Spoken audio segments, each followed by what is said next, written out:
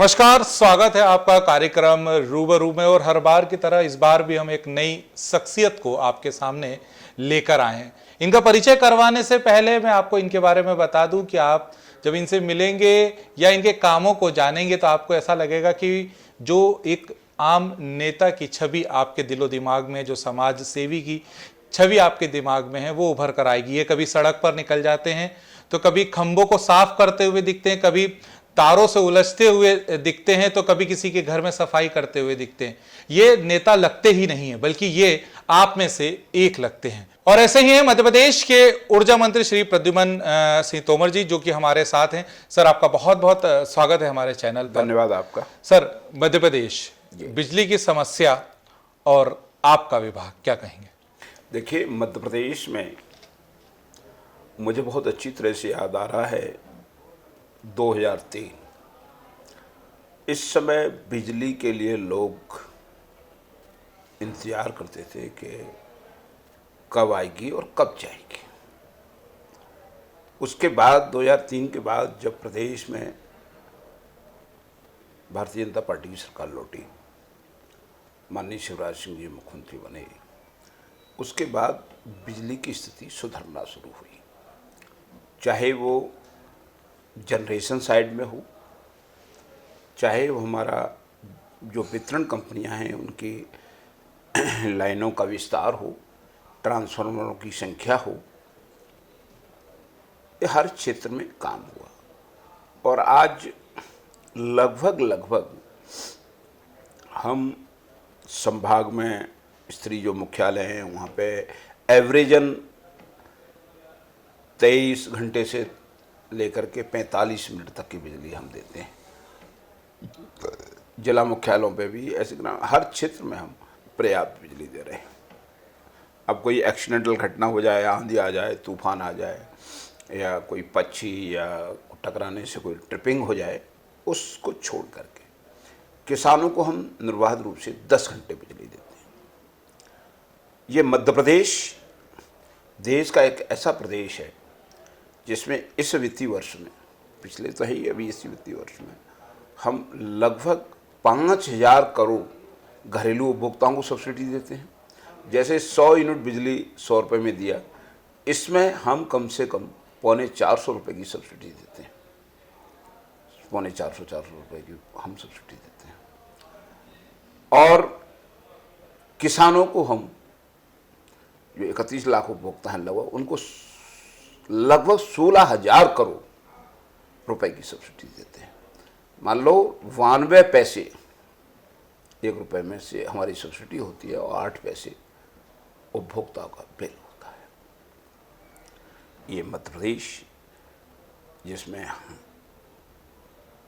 गरीब और किसान और मध्यम वर्गीय परिवारों के लिए बिजली,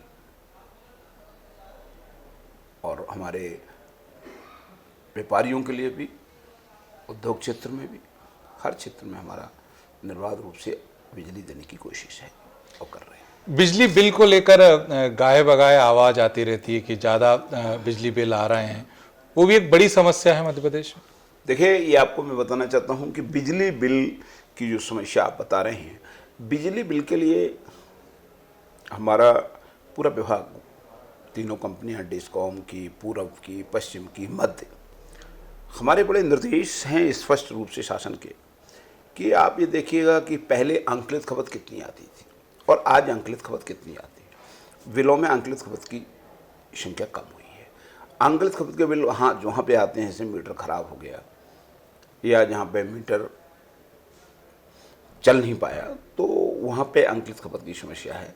पर ऐसी कहीं समस्या है कि बिल में कोई गड़बड़ी है तो तुरंत शिकायत होती है, उसमें समाधान होता है। अब ने हमने मीटर रीडर भी रोटेट कर दिए हैं। उनको नहीं पता कि अगले महीने वो रीडिंग कहाँ की लेंगे। ये सिस्टम हम लोगों ने डेवलप किया है और मुझे विश्वास है कि जो समस्याएं थोड़ी बहुत आ रही हैं वो भी हम ठीक करेंगे। बरसात आने से पहले बिजली विभाग मेंटेनेंस करता है, इस बार आपको सड़क पर उतरना पड़ा। देखिए, ये मान के चलिएगा कि कोरोना काल था, संक्रमण काल, इसमें मेंटेनेंस निश्चित रूप से उस समय तो आदमी निकल नहीं रहा था, तो कर्मचारी भी इंसान है ना, तो लोगों को 2 महीने मेंटेनेंस नहीं हुआ, कुछ ट्रिपिंग की बढ़ी तो मेंटेनेंस मुझे लगा, तो उसके लिए मुझे भी देखना चाहिए क्या है चीज़, कैसे होती है, उसको देखा और मेंटेनेंस शुरू किया, और आज लगभग 20% शिकायतें हमारी कम हुई हैं। कैबिनेट में भी मामला उछला था बिजली समस्या को लेकर।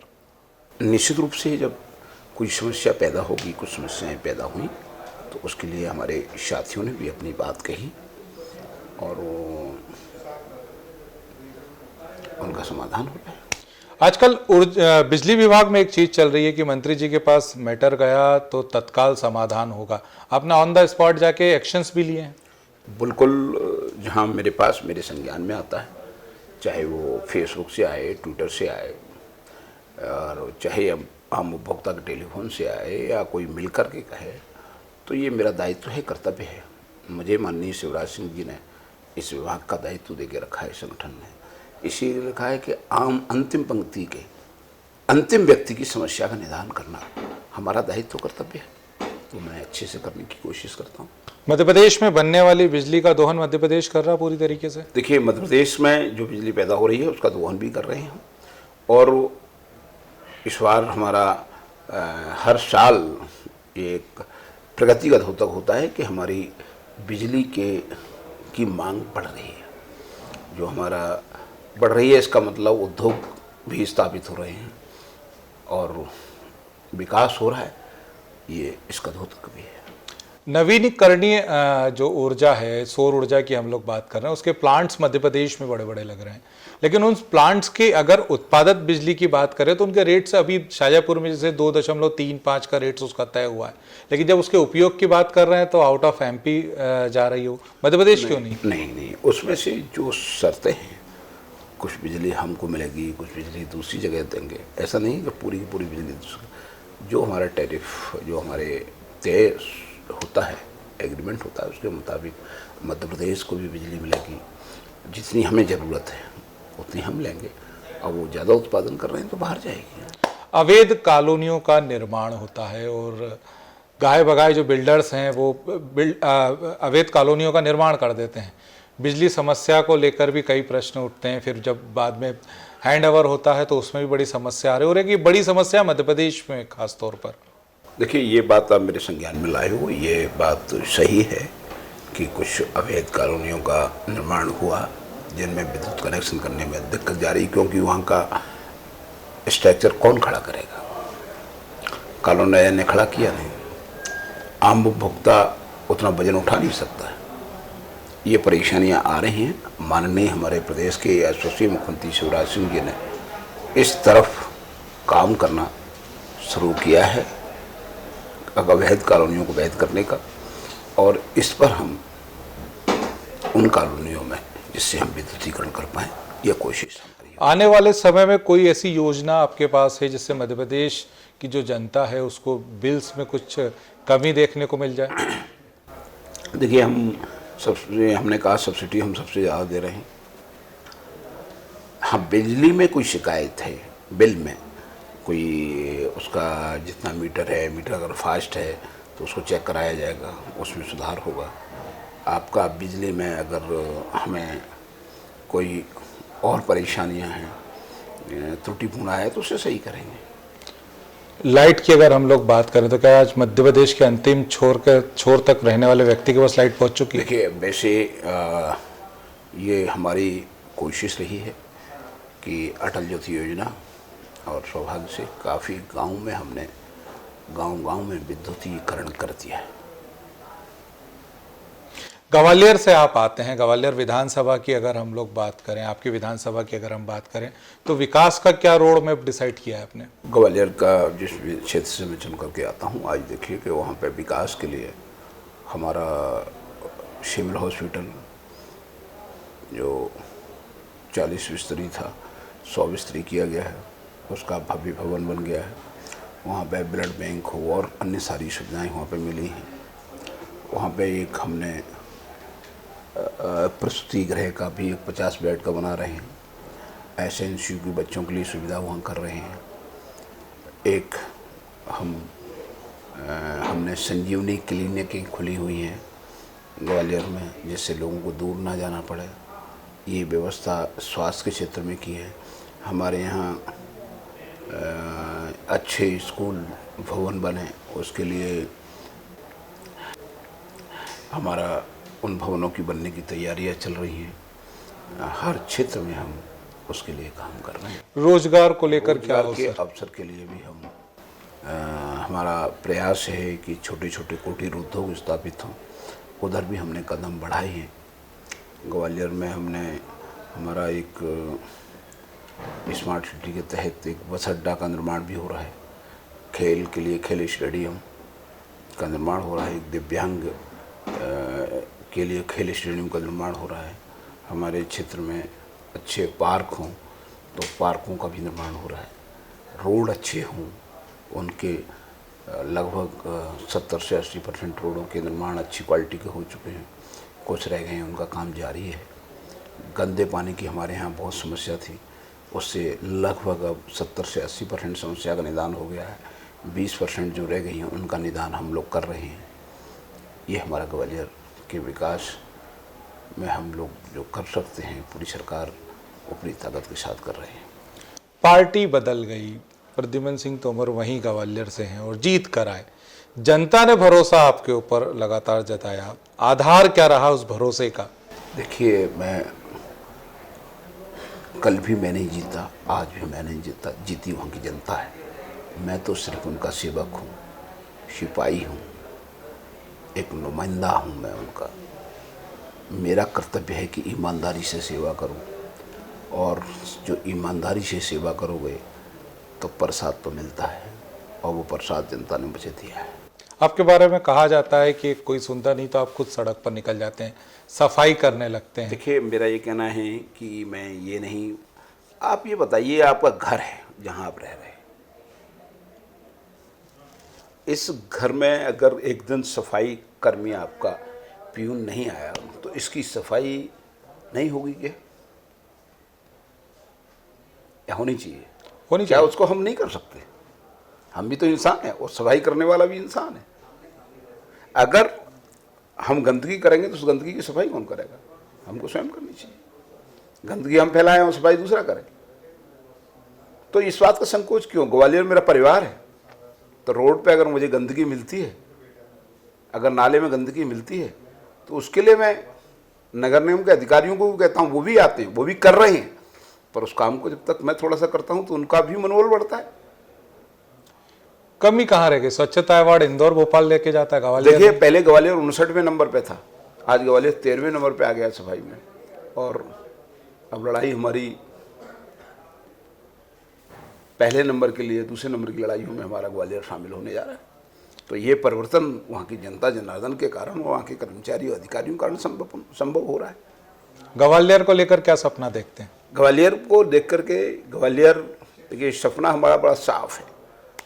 हम और आप सबसे ज़्यादा स्नेह प्यार किसको करते हैं? अपने बेटा बेटी को। और बेटा बेटी को प्यार सिर्फ एक रोटी, कपड़ा, मकान एक हिस्सा है, पर उनके अनुकूल वातावरण बने। और वातावरण कब बनेगा? जब अच्छे स्कूल, अच्छे हॉस्पिटल, रोजगार के शो अवसर, कानूनी व्यवस्था ठीक, और जब ये सब अच्छा हो जाएगा, जिसके लिए हमारी पूरी माननीय शिवराज सिंह की सरकार काम कर रही है, तो ग्वालियर अपने आप उत्थान होगा ग्वालियर का, और हमारा बेटा बेटी भी सुरक्षित रहेगा। उसके लिए हम लोग काम कर रहे हैं ईमानदारी से। आप कांग्रेस सरकार में भी मंत्री थे और बीजेपी में भी अब मंत्री हैं। दो मुख्यमंत्रियों का कार्यकाल आपने देखा, दोनों में अंतर क्या लगा? बड़ा आपने बहुत अच्छा प्रश्न किया है। यहाँ पे मध्य प्रदेश में माननीय जो वर्तमान मुख्यमंत्री शिवराज सिंह, वो एक सामूहिक निर्णय करते हैं, हर का सलाह मशवरा करते हैं। और कोई तकलीफ होती है तो उसके लिए चर्चा करते हैं, लोगों के साथ समाधान करते हैं। अगर मुझे कोई डिपार्टमेंट की बात करनी है, उस समय उपलब्ध रहेगा, बात करेंगे सहजता के साथ। वहाँ पे समय नहीं था कोई सुनने, क्या कर रहे हो आप, इसको जानने की कोशिश कभी नहीं हुई। क्या दिग्विजय सिंह जी हावी थे? मैं ये कहूँ कि दिग्विजय सिंह जी हावी थे या कमलनाथ जी हावी थे, कांग्रेस अब एक प्राइवेट लिमिटेड कंपनी है, उसके सीईओ मध्य प्रदेश के कमलनाथ जी हैं। भारतीय जनता पार्टी और कांग्रेस में क्या अंतर दिखता है आपको? भारतीय जनता पार्टी में संगठनात्मक रूप से संगठन का महत्व है। संगठन अपने सम्मानीय साथियों को बारे में सोचता है, उनकी कामों का आंकलन करता है और कामों के आंकलन के आधार पर जिसकी जो क्षमता है उसको संगठन में, सरकार में, हर जगह उनको स्थापित करने का काम करता है। और उसमें नौजवानों का भी, नौजवानों को प्राथमिकता मिले। अगर जो लगातार लंबे समय से जमे हैं तो उनका रिटायरमेंट भी निश्चित है, होना भी चाहिए। तो ये भारतीय जनता पार्टी में संभव है। कांग्रेस के अंदर तो एक परंपरा है, वंशवाद है, तो वो उस आधार पर चलती है। आप जब भारतीय जनता पार्टी में शामिल हुए, एक विचारधारा को छोड़ दूसरी विचारधारा को आपने समाहित किया, कई आरोप आपके ऊपर लगे, उन आरोपों को लेकर क्या कहेंगे? देखिए, मैंने मंच बदला है, उद्देश्य नहीं बदला है। उद्देश्य हमारा सिर्फ समाज सेवा है। हमको वहाँ पर जो हम क्षेत्र में कमिटमेंट करके आए थे, उन कामों में करने में दिक्कत आ रही है। हमने कहा गंदे पानी की समस्या के लिए निदान, पैसा नहीं है। रोडों में गड्ढे हैं, उसके लिए हमारे पास पैसा ही नहीं है। जनता ने मुझे इसी बात के लिए तो चुना था, जिनके लिए मैं 21 बार जेल गए, जन आंदोलन किए, तो उन लोगों की मुझसे आशा थी। अगर मैं उस आशा पे खरा नहीं उतरता, लोग क्या कहते हैं? आपने एक डकैत खड़क सिंह की कहानी सुनी हो शायद। एक बाबा के घर रात को एक गरीब का भेष रख के डाकू खड़क सिंह जी पहुँचे। उन्होंने बाबा से ने बड़ा भोजन अच्छे से कराया, उनको लेटाया और रात को घोड़ा लेकर के चल दिए। बाबा की भी आंखें खुली, बाबा ने आवाज़ दी, खड़क सिंह जी नहीं रोके। तो बाबा ने कहा कि बेटा घोड़ा ले जा, कोई बात नहीं, पर किसी से ये मत कह देना कि घोड़ा गरीब के भेष में चोरी करके लाया। नहीं, लोग गरीबों पर विश्वास नहीं करेंगे।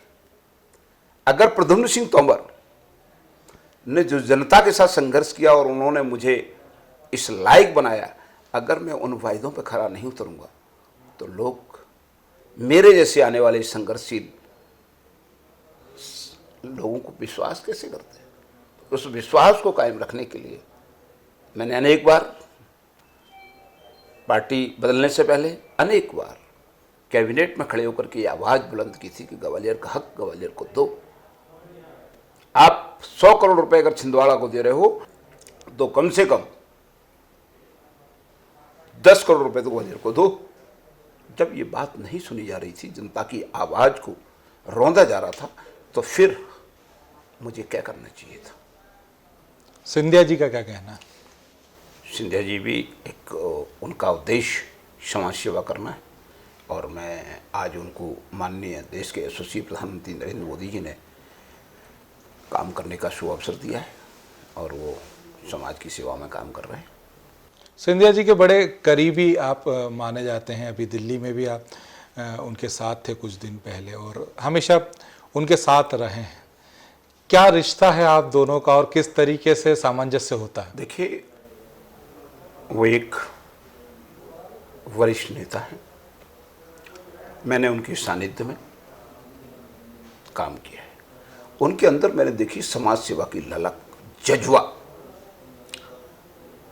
और उस जज्बे ने मुझे कैलाशवासी महाराज माधवराव सिंधिया जी ने अपनी तरफ आकर्षित किया, राजनीति में उनके साथ जोड़ा।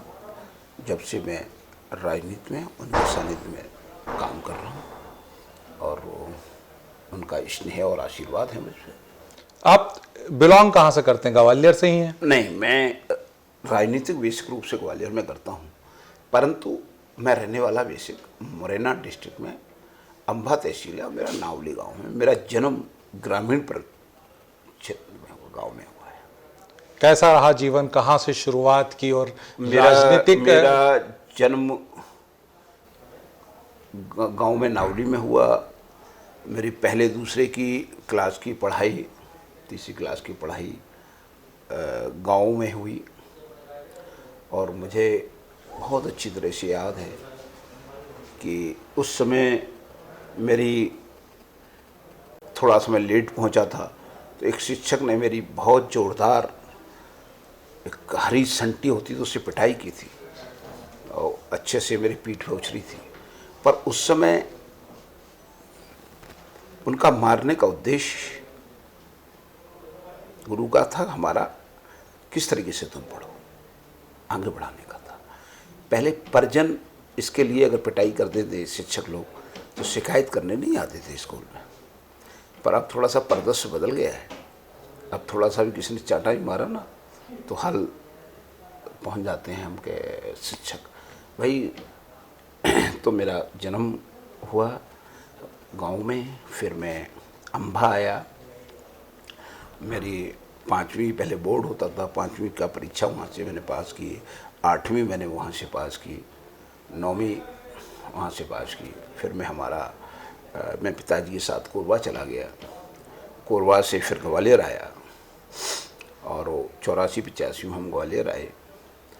और ऐसी परिस्थिति पैदा हुई कि 85-86 से मैं समाज सेवा के माध्यम से जन कल्याण संघर्ष समिति, एक सामाजिक संस्था का निर्माण किया और राजनीति में, समाज सेवा में उतर आया। जब से लगातार निरंतर समाज सेवा करते हुए आज मैं यहाँ पे पहुँचा। सिंधिया फैमिली के टच में कब से आए आप? मैं सिंधिया फैमिली की सानिध्य में वर्ष 90-91 से उनके टच में आया। ग्वालियर से राजनीतिक करियर आपने शुरुआत किया है, टर्निंग पॉइंट लाइफ में क्या मानते हैं आप अपनी? देखिए, समाज सेवा के क्षेत्र में, राजनीति में कई बार क्या होता है कि हम अपना उद्देश्य जो है उस पर काम करना चाहिए, और उस उद्देश्य के लिए हमने काम किया है। अनेक बार ऐसी नौबतें आई कि जहाँ मुझे 15-15, 20-20 दिन के लिए जेल में भी जाना पड़ा। वो कोई व्यक्तिगत झगड़े पे नहीं, मैं जनता के गंदे पानी की लड़ाई लड़ रहा हूँ, तो मुझे जेल में डाला गया। जेश मिल के मजदूरों का जन आंदोलन था, उसमें मैं जेल गया। पर यहाँ से मुझे सीखने को ये मिला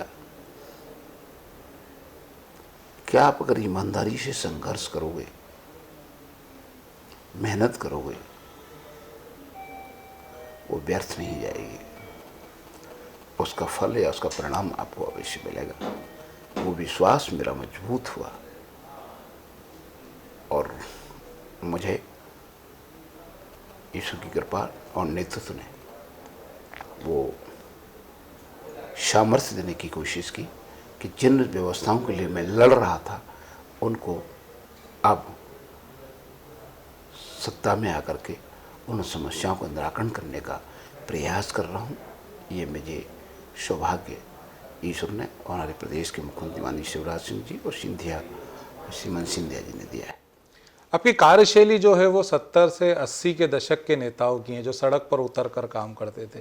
क्या सलाखों के पीछे जाने के बाद ये सारी चीज़ें चेंजेस आई आपके अंदर? ये देखिए कि मैंने आपसे कहा कि जब गरीब की आवाज़ कोई आपके पास आए, उस आवाज़ पे आपको कुछ सुनना चाहिए, और उस आवाज़ पर जब आप काम करोगे तो आपको एक अंदर से एक ऊर्जा पैदा होगी, एक अनुभूति पैदा होगी, और वो ऊर्जा एक शक्ति में बदल जाती है। तो फिर आपके काम करने की क्षमता भी बढ़ जाती है। मंत्री जी, परिवार में कौन कौन है आपके? मेरे परिवार में मेरे लगभग 4 साल पहले मेरे पिताजी शांत हो गए। मेरी मदर है, हम 3 भाई हैं। बड़ा भाई है, मैं बीच का हूँ, एक छोटा भाई है, और हम संयुक्त रूप से एक ही परिवार में, एक ही चूल्हे पे खाना बनता है, हम लोग साथ साथ रहते हैं। परिवार को समय दे पाते हैं? निश्चित रूप से परिवार को जितना समय देना चाहिए, क्योंकि जब लक्ष्य मैंने समाज सेवा चुना तो इसमें मेरे परिवार के, मेरे माँ बाप ने, मेरे बड़े भाई और मेरी पत्नी, सभी लोगों ने मुझे सहयोग किया कि मैं समाज सेवा कर रहा हूँ। उसमें मुझे उन्होंने प्रोत्साहित किया और मुझे पारिवारिक जिम्मेदारी से मुक्ति दी। शिकायत करती हैं भाभी? देखिए, हर पक्ष मजबूत नहीं हो सकता है। कुछ शिकायतें, नाराज़गी, मैं ये स्पष्ट कह दूँ, मुझे वो दिन याद नहीं है कि मैं अपनी फैमिली के साथ कभी पिक्चर देखने गया हूँ या कभी मैं सड़क पे स्कूटर पे बैठ कर के अपनी पत्नी को लेकर कभी बाजार गया हूँ। वो दिन शायद मुझे याद नहीं आता है। सजा के तौर पर क्या मिला? नहीं, सजा के रूप में हमें इस पर मैं सौभाग्यशाली हूँ। मैंने कहा कि ऐसी धर्म पत्नी मिले सबको, ईश्वर से ऐसी प्रार्थना है कि मुझे, मेरे काम को उन्होंने मजबूती देने का काम किया, कभी मुझे हतोत्साहित नहीं किया। उसके लिए उन्होंने कभी नाराज़गी व्यक्त मुझसे नहीं की।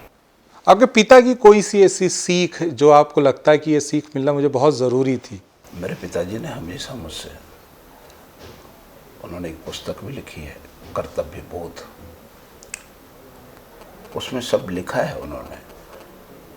नेता एक के बारे में, और वो हमेशा, उन्होंने भी कहीं किसी कवि ने लिखी है, पर उसको हमेशा सुबह और शाम, दिन में कई बार उनके मुखाग्र बिंदु से मैं सुनता था, मेहनत करो, मेहनत करो, जी तोड़कर मेहनत करो, हर शौक से मुंह मोड़कर मेहनत करो, जो चाहोगे मिल जाएगा, इनाम मिले, इकरार मिले, जो चाहोगे मिल जाएगा, मेहनत करो, मेहनत करो जी तोड़कर। मतलब आप अपने इरादे को पक्का रखो, काम करो, आप इस तरफ ध्यान मत दो। अगर आपका दिल और दिमाग दोनों ने कहा ये काम सही है तो आप करो, और जब तक उस जो लक्ष्य तय किया वहाँ ना पहुँच जाओ तो लक्ष्य डेली मत बदलो। कभी कभी लोग क्या करते हैं, हनुमान जी पे जाते हैं, कहते हैं वो खेड़ापति मंदिर का हनुमान जी, किसी ने कहा बहुत अच्छे हैं वहाँ जाओ, तो 7 दिन वहाँ गए, फिर उन्होंने कहा नहीं यार, नहीं अब वो तुम मनसापूर्ण हनुमान जी पे जाओ। तो लक्ष्य अपना एक रखो, पहले उस सफल उसको लक्ष्य को प्राप्ति करो, फिर इस प्रक्रिया है, फिर अगले की तो ट्राई करो। अगर आप लक्ष्य से भटक जाओगे तो फिर आप सफलता के चांस आपके कम हो जाएंगे। तो मेरे पिता ने मुझे यही शिक्षा दी। राजनीति के अलावा क्या करना चाहते हैं आप? एक तो ये तो हो गया कि राजनीति कर रहे हैं, समाज सेवा कर रहे हैं। राजनीति, मैं सिर्फ राजनीति समाज सेवा के लिए कर रहा हूँ। उसके बाद क्या करना चाहते हैं? उसके बाद भी समाज सेवा मेरा लक्ष्य है, क्योंकि बीजेपी में तो रिटायरमेंट की तारीख है। रिटायरमेंट के बाद भी समाज सेवा लक्ष्य, लोगों के सुख और दुख में, विशेषकर उन गरीबों की आवाज बनो जिनका कोई सहारा नहीं है। जब आप उनकी आवाज बनोगे तो उनसे जो दुआ मिलेगी आपको, उनकी जो दुआ निकलेगा, आशीष निकलेगी, और वो दुआ और आशीष नहीं प्रद्युम्न को यहां तक पहुंचाया है। प्रद्युम्न ना तो बहुत ज़्यादा पढ़ा लिखा, ना बहुत वाला पैसे वाले घर का, ना मेरा कोई राजनीतिक मेरे परिवार का बैकग्राउंड है, पर आज मैं आया हूं तो उसका मात्र एक कारण है, वो लोगों का दुआ और आशीर्वाद है, जिसके कारण मैं अपने आप को यहाँ पे खड़ा पा रहा हूँ। इसमें मेरे माँ बाप, मेरे गुरु महाराज, ये सब चीज़ें शामिल हैं। अशोकनगर और गुना के प्रभारी मंत्री हैं आप, दौरे पर होके आ गए वहाँ? मैं अशोकनगर भी गया, गुना भी गया हूँ, दौड़ा करके आया हूँ। क्या लगा वहाँ को देखकर कि क्या किन चीज़ों की ज़रूरत है वहाँ पर? अभी देखिए, गुना अशोकनगर में काफ़ी विकास कार्य हुए हैं, वहाँ की रोडें बहुत अच्छी हैं, पर अभी वहाँ पे जो स्वास्थ्य के क्षेत्र में अस्पतालों में और तरक्की करनी है। हमारे प्रदेश के मुख्यमंत्री जी चाह रहे हैं स्कूल का स्तर और बढ़े, उस तरफ हमें काम करना है, रोजगार के अवसर बढ़ने चाहिए, ये काम हमको अभी करना है। एक तरफ मध्य प्रदेश सरकार विकास की बात करती है, एक तरफ रोजगार की बात करती है, वहीं आपके विभाग में प्राइवेटीकरण का दौर जो है वो बहुत तेजी से आगे बढ़ रहा है। देखिए, मेरा ये कहना है कि ये जनता जनार्दन के मुताबिक, जनता का हित किसमें, लाभ किसमें, उसके आधार पर निर्णय किए जाते हैं। अभी मध्य प्रदेश में निजीकरण की तरफ बिजली कंपनियां जाने का कोई प्रस्ताव हमारे पास नहीं है, परंतु अगर उपभोक्ता को बिजली समय पे नहीं मिलेगी तो फिर हमको क्या करना पड़ेगा। सरकार पहले से उपभोक्ताओं की संतुष्टि के लिए है, आम जन की संतुष्टि के लिए है। आने वाले समय में प्रद्युमन सिंह जी को किस वजह से जाना जाए, क्या चाहते हैं? मैं सिर्फ एक सेवक हूं, अच्छी सेवक के रूप में ही मुझे जाना जाए, यही मेरी कोशिश है। मैं एक सेवक हूं और अच्छे सेवक के तौर पर ही मुझे जाना चाहे। सबसे बड़ी बात यह कि ऊर्जा विभाग में ग्राउंड टू लेवल पर, जिसको हम लोग बात करते हैं, या जीरो लेवल पर हम लोग वो बात करते हैं, उस लेवल पर जाकर उन सारी व्यवस्थाओं को सुधारने का जो प्रयास मंत्री जी लगातार करते आ रहे हैं, वो कहीं ना कहीं लोगों के प्रति उनकी सहानुभूति, उनके विकास कार्य को लेकर जो मंशा है वो उजागर करती है। और तय बात है कि अगर ऊर्जा मंत्री इसी तरीके से काम करते रहे तो वो दिन दूर नहीं कि जब मध्य प्रदेश ऊर्जा विभाग में बहुत अच्छा काम करके जाएगा। साथ ही ग्वालियर की अगर हम लोग बात करें विधानसभा की, तो कई योजनाएं, कई प्लान्स उनके दिमाग में हैं जो वो ग्वालियर में जारी करना चाहते हैं। और सबसे बड़े स्वच्छता के पैमाने पर पूरे भारत में ग्वालियर को पहले नंबर पर देखना चाहते हैं। इसके लिए खुद झाड़ू लेकर सड़क पर वो उतर भी चुके हैं। मंत्री जी, आपने हमसे बात की, उसके लिए बहुत बहुत धन्यवाद। और हम यही शुभकामनाएं आपको देते हैं कि आप जो सोचते हैं और जो कर रहे हैं उसमें आप सफल हो। तो साथियों, आज के अंक में इतना ही। मुझे दीजिए इजाजत। अगले कार्यक्रम में फिर आपके सामने एक नई शख्सियत को लेकर आऊंगा। तब तक के लिए नमस्कार।